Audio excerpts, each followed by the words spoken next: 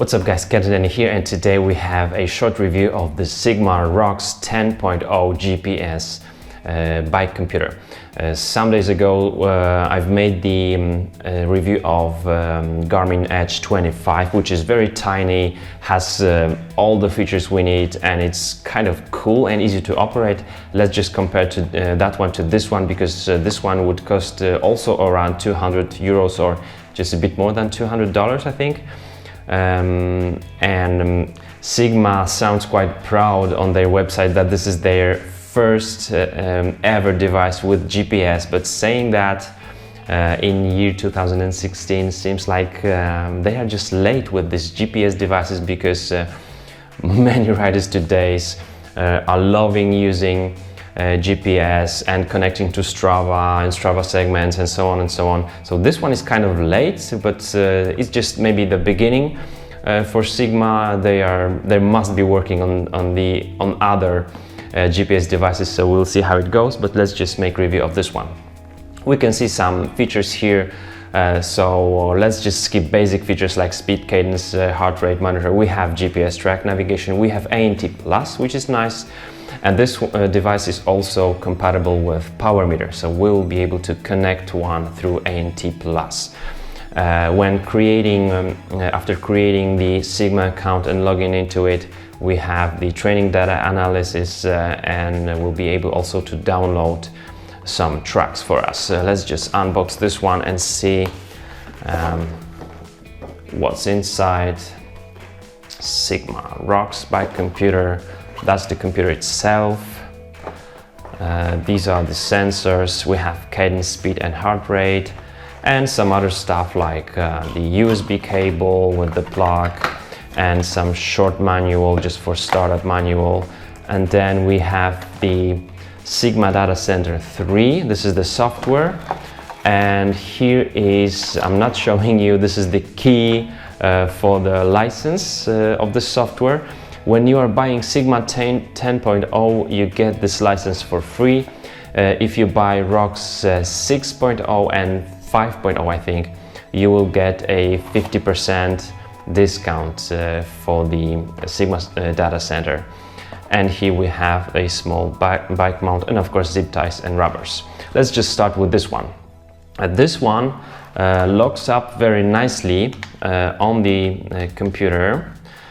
So it will hold this one very tightly, which is nice. But the downside of this one is that when you put it on the stem, you can also put it on the handlebar and click the computer in just like that then, all right?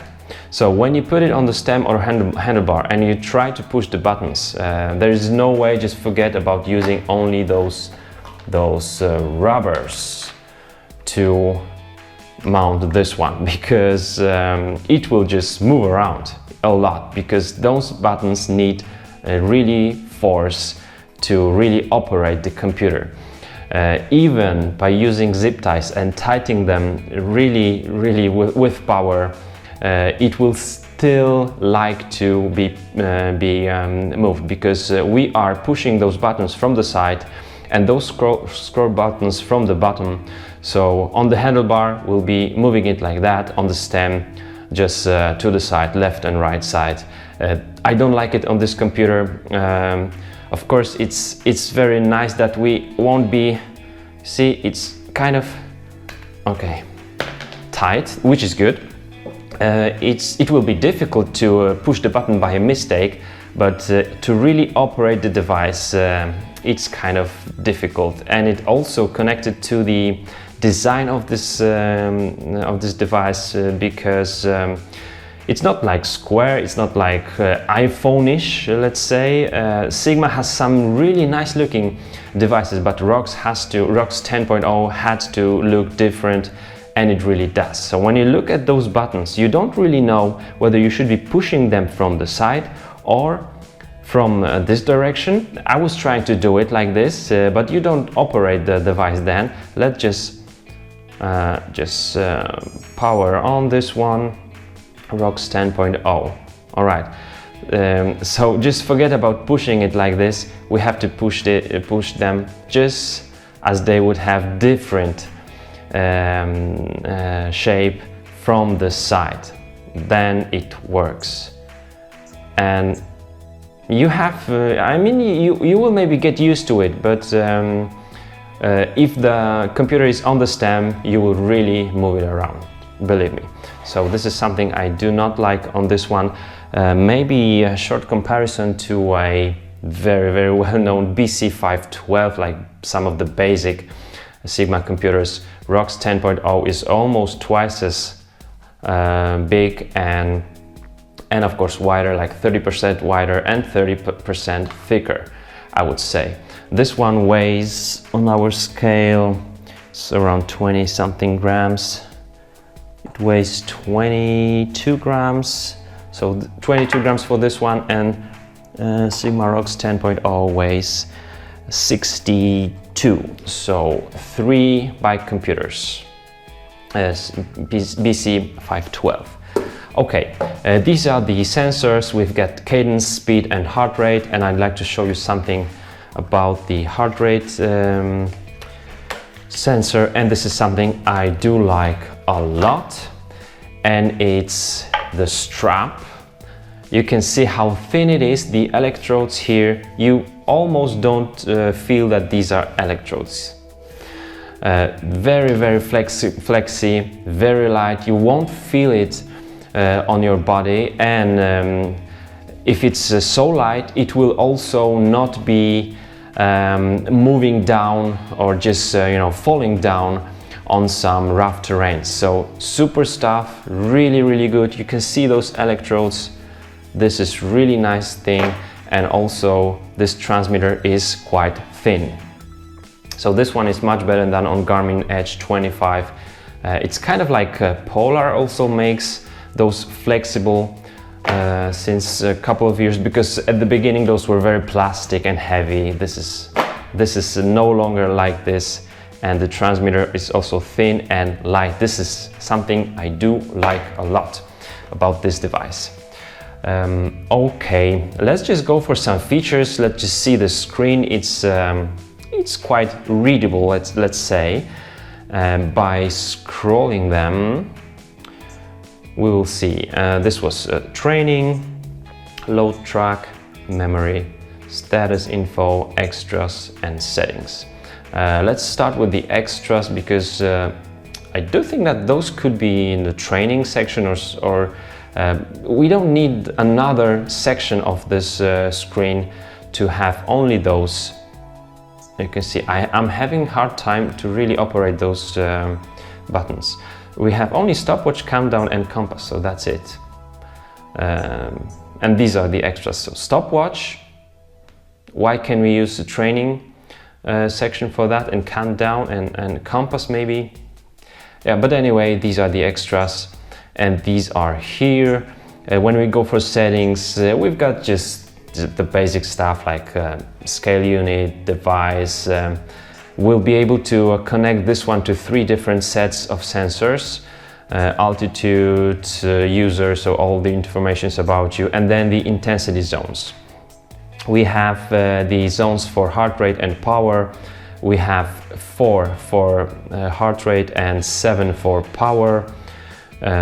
Here, this is very basic as well, like 60, 70 of your maximum heart rate, 70, 80, 80, 90, 90 and 100. But then when you go for target zone, we can customize those. There is some fitness target zone, 140 to 159 here, for example. Then fat burning, it's less, and the individual, and also off. So this device will show us how much time we spend on different power zones, and we'll be able to analyze that through the training data analysis.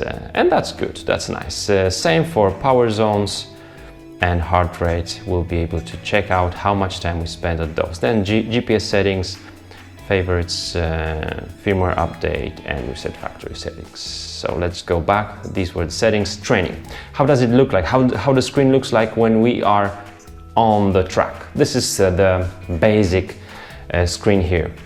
We have the speed, We have the trip and distance, and by scrolling down or up we'll be changing those on the bottom section.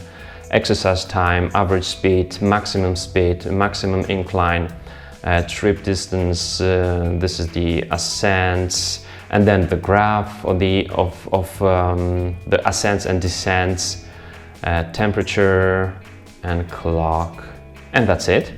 And here on the upper section we have 4 different data. This is heart rate, the altimeter and cadence and incline. When pushing enter we'll be able to enlarge those, like only the altimeter, only the incline, and then if those cadence sensor and heart rate monitor sensor would be connected, we would see also heart rate and cadence.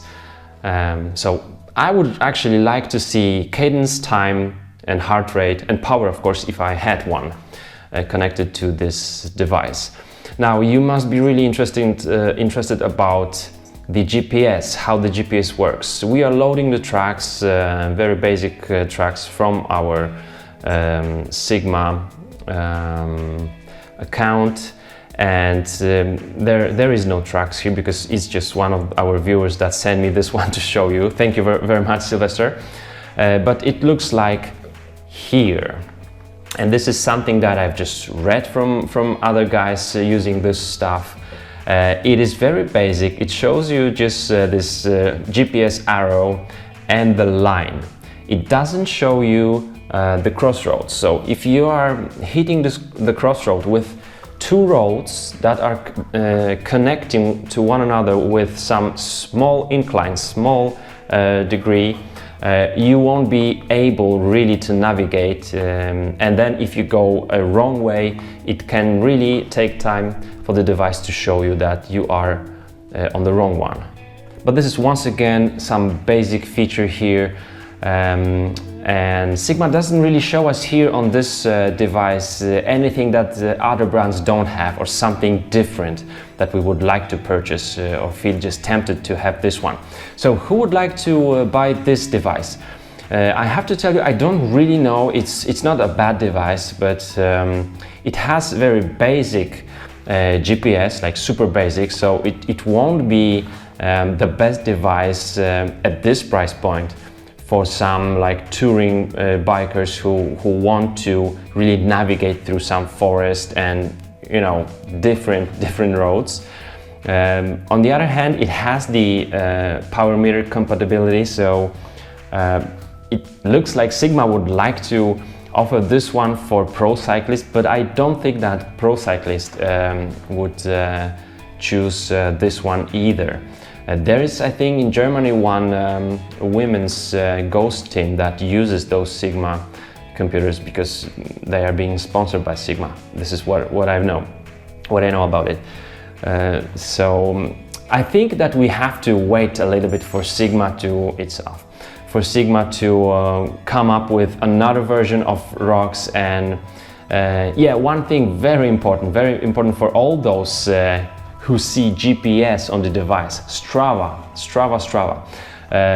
On my Polish channel I said that we are not able to connect to Strava account and send our trainings there, and my viewers said yes, we are logging into the account, Sigma account, and then we can send those data to Strava, but there is no Strava segment, so we are not able to compete on Strava segments. This is as far as I know right now. If you're using this one, please let me know in the comments below. Sigma is well known in Poland, for example, in Germany, of course, and they've been making quite good computers. So we'll just see what happens in the future, but in my opinion, it's too soon for us to buy a Sigma computer, a expensive one with the GPS feature.